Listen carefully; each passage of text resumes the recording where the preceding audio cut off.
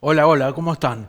Bueno, ya han transcurrido 100 días desde la asunción de Javier Milei y bueno, una evaluación del gobierno habría que hacerla, depende del punto de vista de la cual se mire. Si uno mira desde la Argentina como país, la Argentina, luego de un desastre de 4 años, ha alcanzado una reputación internacional en cuanto a su perfil de deuda muy favorable, porque tenía un riesgo país en 2.400 puntos básicos y ahora está en menos de 1.500.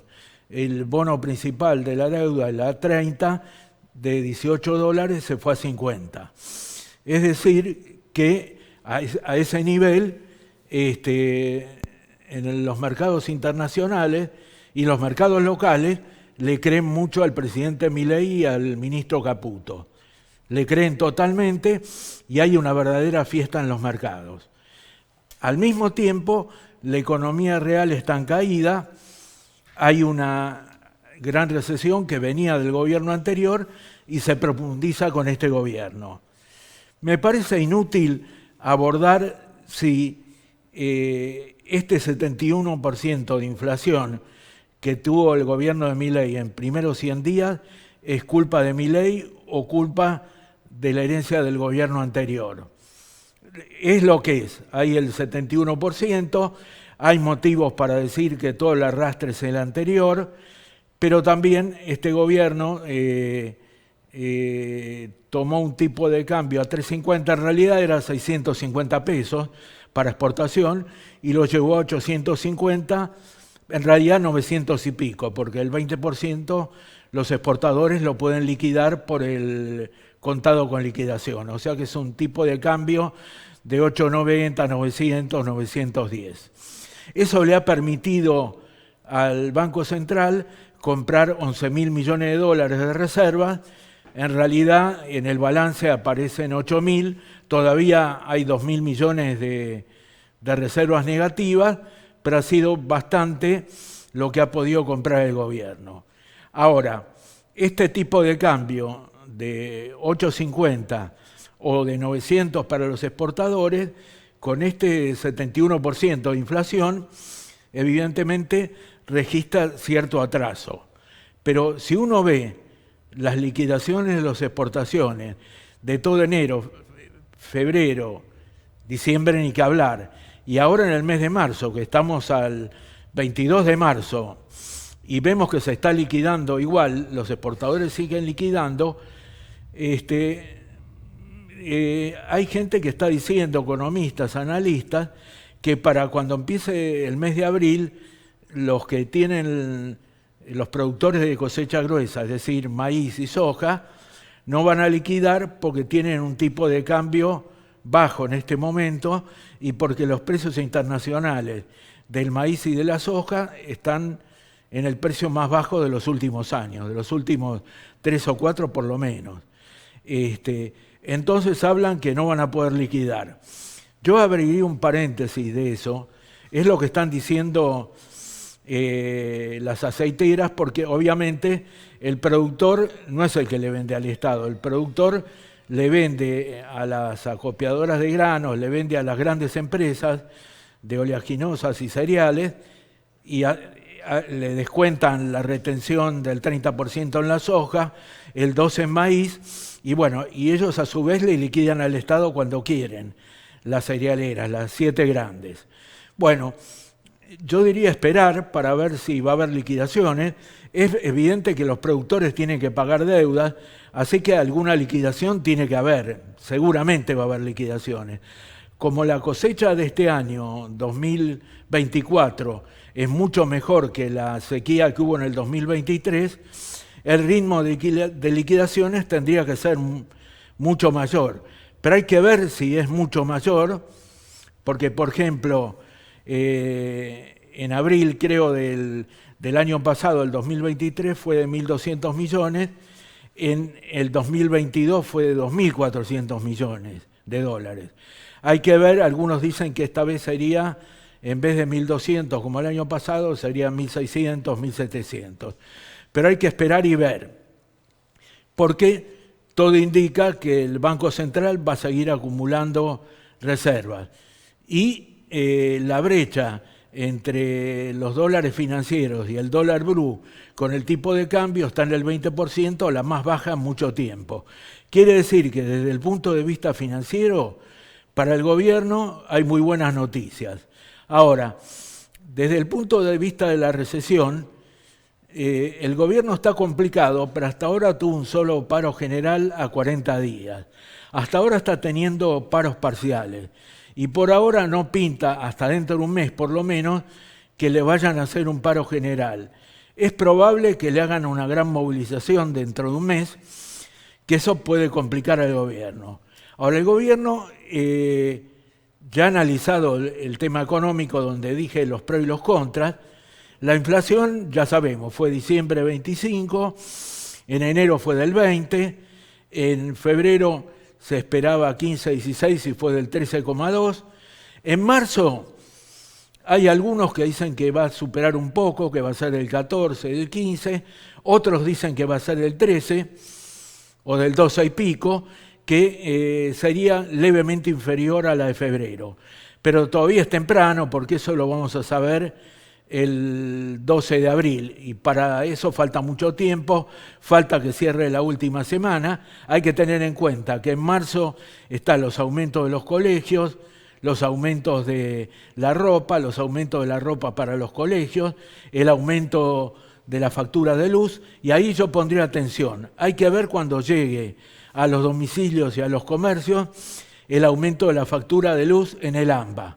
¿Por qué? Porque en el Gran Buenos Aires es el único lugar donde la imagen del presidente ha caído, porque en el resto del país el presidente mantiene un núcleo duro de 45 o 46% a favor. Los encuestadores dicen que tiene el mismo número que cuando ganó el balotaje, pero esa es la imagen regular positiva. Pero con esta inflación del 71%, mantener una imagen de 45 o 46 a favor del gobierno es mucho para el gobierno, y la verdad que es digno de felicitación ese apoyo que tiene el gobierno. Mucho tiene que ver que todo lo que está enfrente, nadie tiene un programa alternativo, nadie en la oposición tiene ninguna credibilidad, no solo en la oposición hablando de sectores del radicalismo, el kirchnerismo y el masismo, sino también en los sectores aliados, como son los radicales amigos, el bloque de Pichetto o el PRO, que es el sector más colaboracionista del gobierno. El PRO no tiene ninguna credibilidad. O sea que en el tema económico el gobierno por ahora está tranquilo, a lo sumo puede esperar para el mes que viene una inflación, puede esperar una movilización importante por parte de la CGT si se junta con el kirchnerismo. Ahora vayamos al tema político.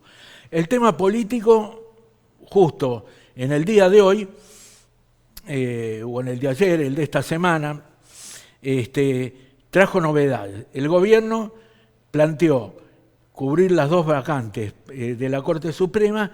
En primer lugar, para suplantar a Elena Hayton de Nolasco, propuso al juez federal Ariel Lijo, un aliado incondicional del ministro de la Corte, Lorenzetti. Y para reemplazar a Maqueda, que recién sería en diciembre, al catedrático Manuel García Mansilla, decano de la Universidad Austral, un experto en derecho constitucional, antiabortista, dijo que el aborto es inconstitucional, está a favor de la dolarización, y diríamos que es un catedrático muy cercano a las posiciones del presidente Milei. En cambio, la actual mayoría circunstancial de la Corte, integrada por Rosati, Maqueda y Rosenkrantz, es contraria a la dolarización que plantea el presidente Milei. De todas formas, por ahora el presidente Milei ha dejado atrás la bandera de dolarización, la ha puesto a un costado. Pero en realidad los que más se oponen a esta bandera del presidente Milei son Rosati y Maqueda. Yo no sé qué estará pensando Juan Carlos Maqueda, que fue senador nacional, que es un hombre de bien, que es ministro de la Corte. Es la primera vez que cuando un ministro cumple los 75 años en el mes de diciembre, el gobierno ya le está proponiendo un reemplazante. ¿Por qué digo que es un hombre de bien? Porque lo es, y un hombre de bien, por ahí, yo no estoy en la cabeza de Maqueda, pero yo le asigno una chance del 50% que Maqueda se enoje y renuncie ahora mismo, que no espere el 30 de diciembre. Evidentemente Rosati y Rosecrans le van a decir: no renuncies porque hasta que el Senado apruebe esos pliegos no te vayas, pero evidentemente lo que ha hecho el gobierno de Milei con el juez Maqueda, si uno habla en el barrio, le han tocado el traste. O sea, la tocada en el traste ha sido para los tres de la Corte. ¿Por qué? Porque el presidente Milei, que se juega todo por el todo y que cada vez duplica la apuesta, esperaba que la Corte ya haya decidido darle validez al DNU. Tal es así que un día antes que el Senado voltee el DNU, en el comunicado de la oficina del presidente dijo hace unos días que la Corte estaba por fallar. Yo no sé qué información tenía la Casa Rosada, pero el ministro Rosati 2 días después dijo que lo arreglen los políticos. Pero no sé si tenía información, pero el gobierno esperaba que Rosati, Maqueda y Rosecrans le dieran validez al DNU, porque a partir de febrero, desde que terminó la feria y desde que la provincia de Rioja había interpuesto el recurso de inconstitucionalidad del decreto, la Corte podía fallar, pero la Corte no hizo nada. Eso molestó evidentemente al presidente Milei y eso motivó que planteara al juez Lijo y a García Mansilla.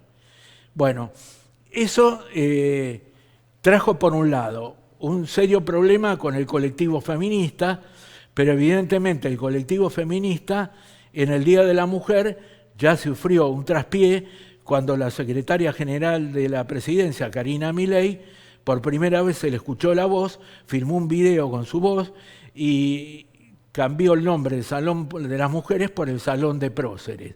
O sea que el colectivo feminista al gobierno le importa un pepino. Es más, lo ha desafiado y lo quiere desafiar. Además lo ha desafiado en toda la campaña. Ahora, hay que ver, hay un decreto del presidente Kirchner donde habla que hay que contemplar la proporción de género, no me acuerdo el término exacto, pero con un decreto que está por modificar el presidente Milei, decreto modifica un decreto, puede establecer que no hay ninguna necesidad de respetar una proporcionalidad de género.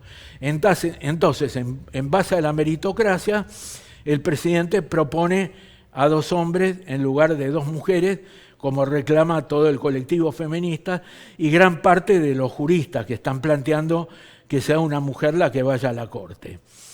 Bueno, hay distintas teorías sobre la designación del juez Lijo, que le cayó muy mal al PRO, o sea, a Macri no le gusta nada, a Patricia Bullrich no le gusta nada, a Carrió menos, a los radicales tampoco, pero Lijo se lleva muy bien con el gobernador de Formosa, con Infran. Hay versiones que alguien del gobierno, no sé quién es, no el ministro de Justicia, Cunio Libarona, pero supongo puede ser Santiago Caputo, Nicolás Pose, habrían negociado con Juan Martín Mena, el ministro de Justicia de la provincia de Buenos Aires, y el hombre de extrema confianza de la expresidenta Cristina Fernández de Kirchner, que el juez Lijo vaya a la Corte. Lijo es un juez que se ha enfrentado con el kirchnerismo, pero no es de los más urticantes como puede ser el fiscal Stornelli. Y Lorenzetti, cuando se hizo el juicio que el kirchnerismo le hizo a la Corte Suprema, lo terminó zafando Lorenzetti. Entonces, Lorenzetti con Lijo serían un fiel en la balanza contra los tres, a los cuales la expresidenta Cristina Kirchner, no los quiere para nada porque ella ha presentado apelaciones sobre resoluciones del juez federal de la Cámara de Casación y que la Corte ha dicho que como son cuestiones de forma y no de fondo, no las puede resolver. Y a través de su abogado Beraldi, la presidenta está muy enojada porque dice que en la causa de la ruta del dinero K, donde tiene una condena de 6 años, ella, cuando se abre el celular de José López, no hay ningún chat entre ella y José López, no hay ninguna orden a Vialidad de la provincia de Santa Cruz para que le den obras a Lázaro Báez. Por lo tanto, con algún sentido jurídico, dice que está mal condenada. Y la esperanza que tiene la expresidenta es que con esos 2 ministros de la Corte haya un fallo. Bueno, primero, ese fallo todavía no está firme, tiene que ir a la Cámara de Casación. Ahí el fiscal Luciani y el fiscal Mola plantearon agregarle el delito de asociación ilícita. Ya la Corte tiene una jurisprudencia que ningún gobierno es una asociación ilícita, por lo tanto no le van a dar bolilla. Pero la presidenta lo que quiere, la expresidenta lo que quiere es un voto, aunque sea donde critiquen duramente al fiscal Luciani y al fiscal Mola, y que cuando llegue a la Corte, por lo menos haya 2 ministros de la Corte que digan que está mal condenada. Con eso, ella ya se sentiría contenta, por lo cual no es descabellada la teoría que la expresidente y el gobernador de Formosa, que es de la extrema confianza de Cristina, hayan negociado con el poder al juez Lijo a cambio de que pongan a García Mansilla. Ahora, me van a decir que a Cristina le molesta un juez antifeminista. Pero hay una nota del otro día del Gabriel Sued, el periodista de Cenital, donde dijo que Cristina ha hecho una autocrítica de que su gobierno ha exagerado el apoyo al colectivo feminista y por lo tanto está de vuelta en ese tema. Entonces, es probable, como dicen, de que pueda haber una negociación. Aparte es muy simple. Los ministros de la Corte pasan por el Senado, el kirchnerismo tiene 33 senadores, más los 7 que tiene la Libertad Avanza, más alguno que otro del PRO de Rodríguez Larreta y gobiernos provinciales, lograrían los 48 votos para que el juez Lijo y el juez García Mansilla, bueno, ya lo estoy dando que los van a aprobar, pero tiene grandes chances de aprobarlo. Mucho tiene que ver con el escándalo que se arme contra el juez Lijo, al cual el periodista Pani dijo que es un juez que consagra la impunidad, y García Mansilla, que es un catedrático que al apoyar la inconstitucionalidad del aborto y la dolarización va a tener muchos opositores. Pero bueno, en la medida en que logren los 48 votos, hasta ahora el presidente Milei, contra el colectivo feminismo, contra la voluntad de un montón de juristas, largó un DNU y una ley ómnibus redactada por Federico Sturzenegger, que la mayoría de los juristas dicen que es inconstitucional, pero el gobierno sigue para adelante y el presidente Milei le ha dado, sigue para adelante y dobla la apuesta.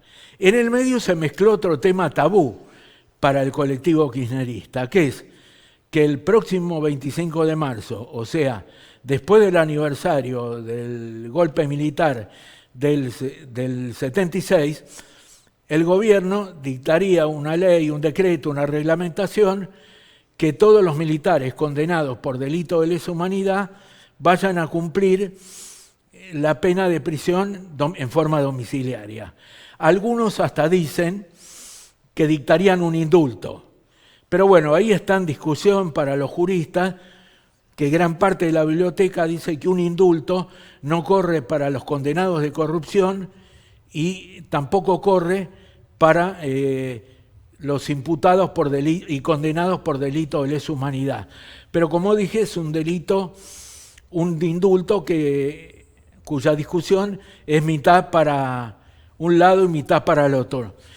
A mí me gustaría ver el lunes que viene, yo lo voy a comentar en el video de la semana que viene, qué va a hacer los periodistas Luis Majul y Alfredo Leuco, por decir los más representativos, que estuvieron al lado del presidente Kirchner cuando el presidente Kirchner volteó la corte, como está haciendo ahora el presidente Milei, para que dicten un fallo para dar por caída la ley de obediencia y punto final y puedan juzgar a todos los militares. En ese entonces, Luis Majul y Leuco estaban al lado de Alberto Fernández, por encima de Enrique Albistur, y le decían a quién había que darle publicidad oficial. Y Alfredo Leuco tuvo la mañana de la radio de Tinelli, Nelson Castro estuvo a la tarde, o sea, todo este colectivo que ahora está en La Nación Más, estos periodistas de La Nación Más, apoyaron al presidente Kirchner para meter preso a todos los militares acusados de delitos de lesa humanidad. Bueno, ahora este gobierno dictaría un reglamento, un decreto, dándole prisión domiciliaria. ¿Qué van a decir? Bueno, lo más probable, como estos periodistas son oficialistas de todos los gobiernos, van a justificar todo. El nombramiento del juez Lijo, el decreto donde le da la libertad a todos los presos acusados de delito de lesa humanidad. Yo hablo del hecho objetivo. El presidente Milei fue electo por el 56%, en la campaña tuvo el apoyo. La vicepresidenta electa en todo momento habló de reparar a las víctimas de los actos terroristas.